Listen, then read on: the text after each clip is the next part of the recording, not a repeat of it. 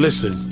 And when you're subject to a system where the system is designed to be insulting, and that's the system of racism, and all non-white people are subject to that system, that's my evaluation, then you can expect to be insulted each and every day, either directly or indirectly, even when you don't think you're being insulted, even when the insulting language is not used. You're still being insulted by being subject to an insulting system, because the system of racism is insulting, and that's the only system that we've ever known. And when I say we, I mean the people who are classified as non-white. The white supremacists, and that's the correct title for them, of this planet, are the dominant political and religious force and economic force, if you want to use the term economics. I don't use it within that context, but they are the dominant people on the planet when it comes to non-white people. So non-white people can expect. We shouldn't get jolted when we're insulted or call names, anything like that. You can't, there's no way to pretty it up anyway. And when people do try to pretty up an incorrect system, then they're going more into the realm of illusion. And that is going to engender more frustration, confusion, and ultimately disappointment and anger. Because you can't walk around trying to evade reality. We're in a racist system. We're not in any other system. Racism is not something that people encounter every now and then. We're in a racist system. The entire system is racist. There's no part of the system that is not racist. In every area of activity, economics, education, entertainment, labor, law, politics, religion, sex, and war. Now what does that mean? It means that the people who have chosen to be racist, meaning white supremacists, have become the most powerful political and religious people on the planet when it comes to non-white people. People who are classified as black, brown, red, yellow, tan, beige, etc., etc. And so therefore, that's an insulting system. And so black people have gotten to the place, particularly in the modern times, since what we call the post-chattel slavery, black people expect to be respected. That's why black people kill each other, many of the younger black people more than anybody, about this thing called dissing or being disrespected.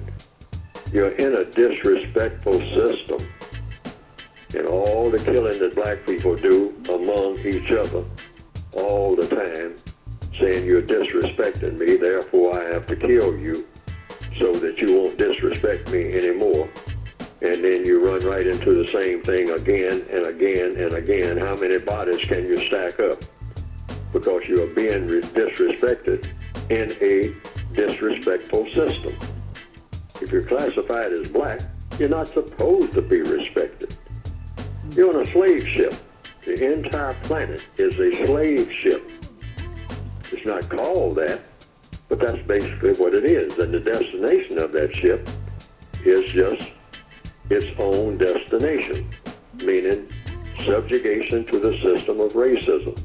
There's no black person anywhere on the planet who is not subject to the system of racism. So you wake up in the morning, go through the day, and go to bed that night, and all through the night while you're asleep, you're being disrespected. You're being insulted because you have been put into a prison based on your color. That is one of the biggest insults, not only that a person can receive, but it's really a slap in the face and an attempted insult to the creator of the universe. But the white supremacists don't care about that. They don't mind insulting the creator of the universe. They'll say, I don't like your creation. You made all these black, brown, red, and yellow people and put them among me. I I'm supposed to have the planet to myself. And since they're here, though, I will insult them and I will kick them around. You're a product. Even though I am your product, I don't want to be bothered with these other products that you made. So actually, they're not only at war with the black people of this planet, they're at war with their creator and with ours. Unless I've been misinformed. Listen. Well, to the extent that the white supremacist has anything to do with anything that black people do, they do things that are harmful to black people. That's the answer. The prisoners of war are supposed to be harmed the way that they think. You got color in your skin, you are eligible to be dominated and mistreated. That's what you're born for. That's what they are taught. I mean, it's not even personal. It's just built into the system of government, world government, that if a person has color in his or her skin, in every area of activity, find a way, if you're white, if you're classified as white, have been, quote, unquote, fortunate enough to have been born white, part of your duties, one of your main duties, is to walk around on the face of this earth, and if you encounter, either deliberately or just incidentally, people of color, particularly people classified as black, of the non-white people, you are automatically supposed to think of a way, regardless of whatever else you're thinking about. If you are classified as white, you're supposed to automatically say, yon goes a person with color in his or her skin. Now, as a duty, as a white person, it is my duty to kind of figure out a way to get over there where that black person is and figure out a way that you can do some type of harm to that person. Period. That's the way they are taught. That's the way we all are taught. Black people are taught to treat each other that way. By whom? Directly, indirectly, through the books and all like that, and through the use of the word dark and black, and the way the word is used, that is outlined in the code book, in the word guide, and in the basic textbook. The way the word has been used, dark or black, something evil, something, that, hey, what is that? Throw rocks at it. Stop it from moving. And if you're not going to stop it from moving, watch it while it moves and see if it does anything that you can find a way to disapprove of, and then take action against it. Now, when you see yourself that way, you're seeing yourself the way that the white supremacists and most white people on this planet have been taught from birth to react at the sight of a person who has color. The darker, the more foreboding, the more Halloween, the more Walking Dead, the more ghoulish, the more grotesque that thing is. Something that brings horror, something that is a terrorist, something evil. They're taught that. So you're supposed to understand that. All right? Claude Anderson, he recently said, it was almost a mind-blowing point.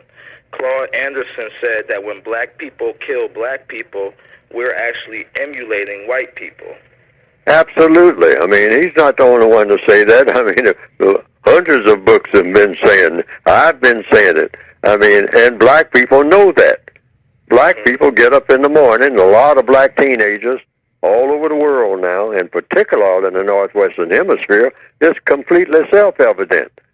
This is what all the locks on the doors are about. This is why walking down the street is dangerous. It's because we have got black people walking around all day long looking for an excuse, because we're trying to, particularly black males and a growing number of black females, looking for a way to prove that we are somebody. And the way that we do that is you do harm to another person of color. Find somebody that looks just like you and try to, hey, I'm going to get all over that thing. I'm going to kill that thing. I mean, that thing shouldn't even be here. You know, I shouldn't be here, but I ain't got nerve to kill myself, so I kill him because he looks like me. That's a reflection of me. That reminds me of me, and I can't stand myself, so why could I stand him? And that's why we kill each other by the bushel all over the world as we're speaking right now. And we call it tribalism. We give it all kind of names. Well, you ain't a member of my gang. Yes, you are. You're all fellow prisoners, that's all. But you got prison gangs, all right? And the warden says, well, hey, let them kill each other. I mean, hey, less burden on the taxpayer. You know, we're tired of running ambulances for these Negroes. Now, some people have said they've seen some cartoons of my work on the Internet that have been presented, and that it pretty well embellishes what I have been trying to say in my textbooks.